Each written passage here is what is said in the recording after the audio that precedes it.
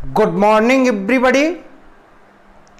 आज का टॉपिक है शक। भारत में यूनानियों के बाद शकों ने आक्रमण किया था और शक जो है मध्य एशिया से आए थे। शक मध्य एशिया से आए थे और शक जो है यूनानियों की अपेक्षा भारत के बड़े भूभाग पर इन्होंने कब्जा किया था।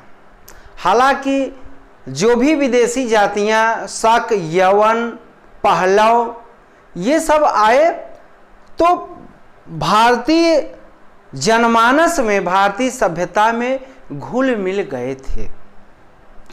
अब बात करेंगे शकों पर। और ये शक, इनकी 5 शाखाएं थी। इनकी 5 शाखाएं थी।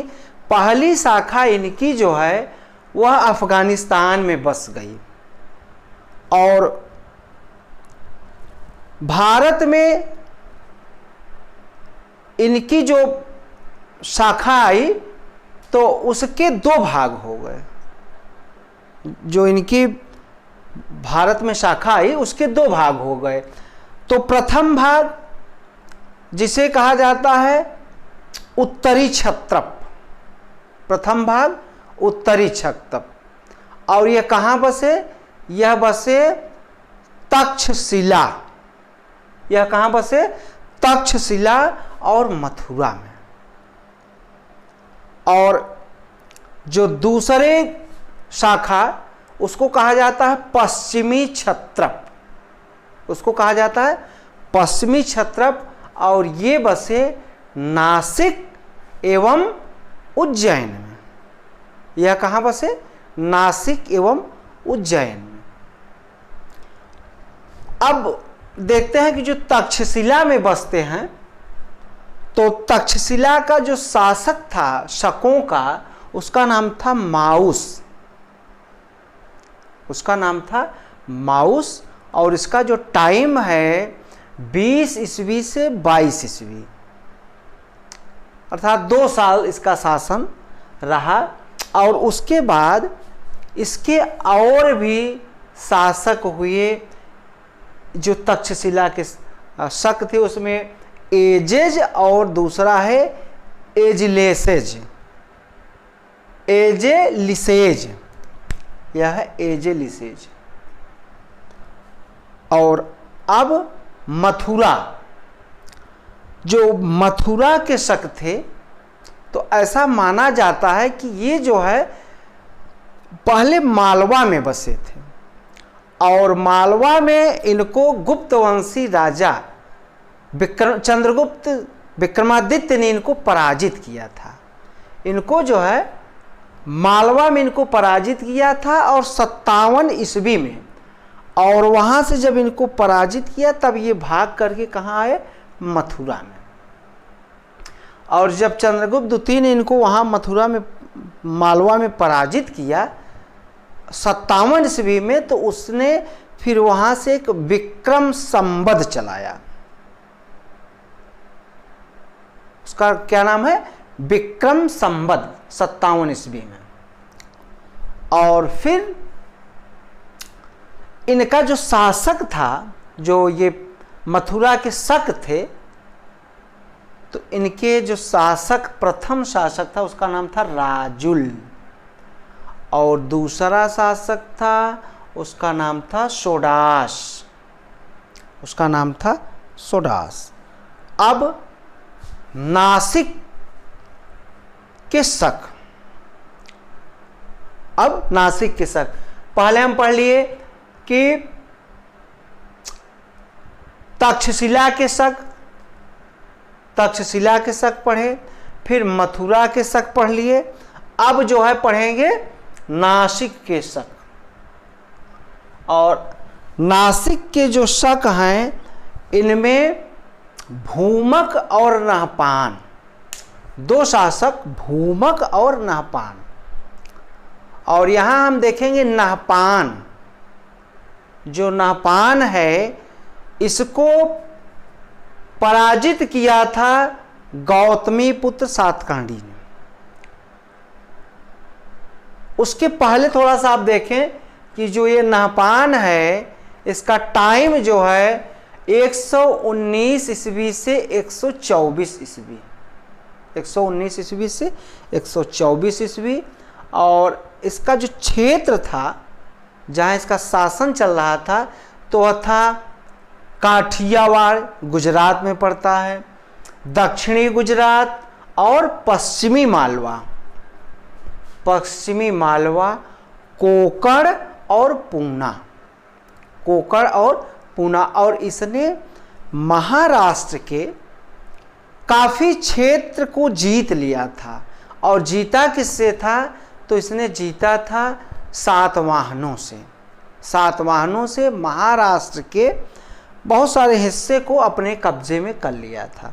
जब इसने अपने कब्जे में कर लिया तो इसी के समय सातवाहन शासक हुआ, उसका नाम था गौतमी पुत्र सातकर्णी, उसका नाम था गौतमी पुत्र सातकर्णी। और गौतमी पुत्र सातकर्णी के लिए कहा जाता है कि खकरात वंश, छहरात वंश निस्वेश करस, क्षति दपमान मदनस तोय पीतवाहन। छहरात वंश, क्योंकि जो ये शक शासन कर रहे थे तो नहपान, ये लोग अपने को छहरात वंश भी कहते हैं। नासिक के शक जो हैं वो अपने आप को छहरात भी कहते हैं। तो इसलिए गौतमी पुत्र सातकर्णी के बारे में कहा गया कि छहरात वंश निस्वेश करस, अर्थात उसने जो छहरात वंशी शक थे उनको क्या था पराजित किया था। और क्षति दपमान मदनस, उसने क्षत्रियों के घमंड को नष्ट किया था।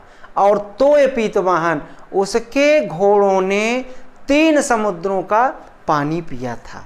इस तरीके जो गौतमी पुत्र सातकर्णी है, सातवाहन वंश का राजा, यह बहुत ही मजबूत और पराक्रमी शासक था।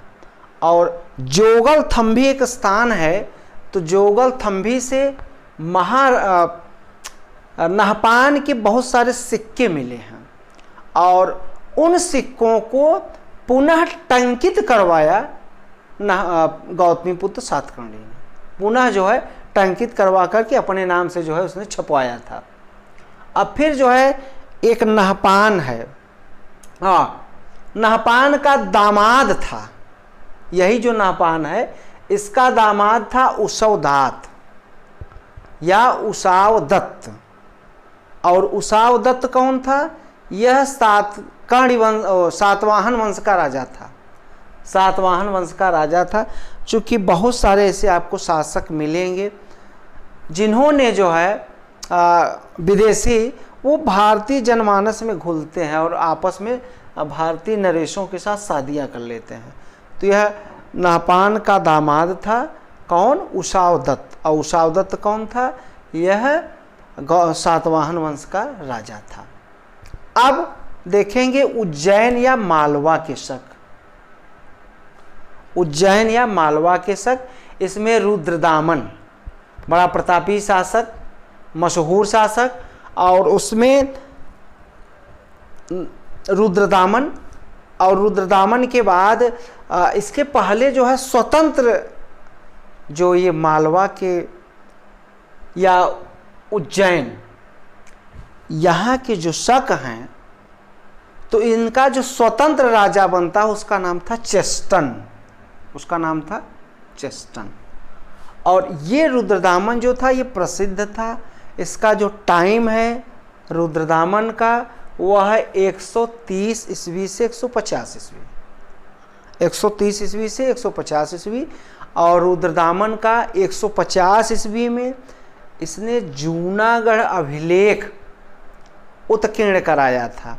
और जूनागढ़ अभिलेख से यह पता चलता है कि वहाँ पर रुद्रदामन ने सुविशाख नामक व्यक्ति को वहाँ का राज्यपाल बनाया था। सुविशाख नामक व्यक्ति को वहाँ का राज्यपाल बनाया था सौराष्ट्र प्रदेश का। और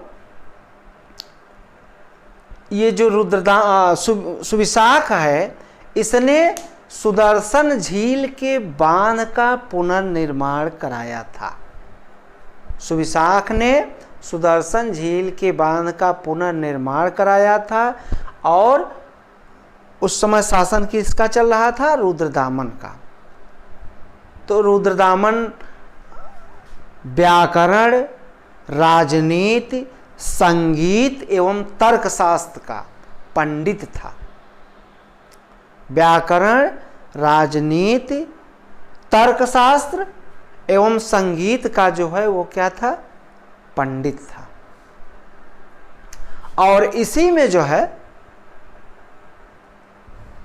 ये जो रुद्रदामन है, जो मालवा के शक हैं, इनका अंतिम शासक था रुद्र सिंह तृतीय। इसका अंतिम शासक कौन था? रुद्र सिंह तृतीय। और रुद्र सिंह तृतीय को गुप्त शासक चंद्रगुप्त द्वितीय ने जो है इसको पराजित किया था। इसको पराजित किया था और इसको युद्ध में मार डाला था। फिर उसने उस एरिया में व्याघ्र शैली में चांदी के सिक्के चलवाए। व्याघ्र शैली में चांदी के सिक्के चलवाए।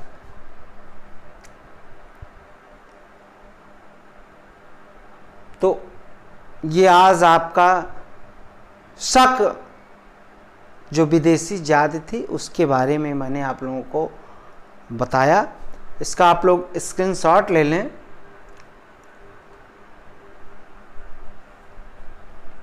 बहुत बहुत धन्यवाद आप लोगों का।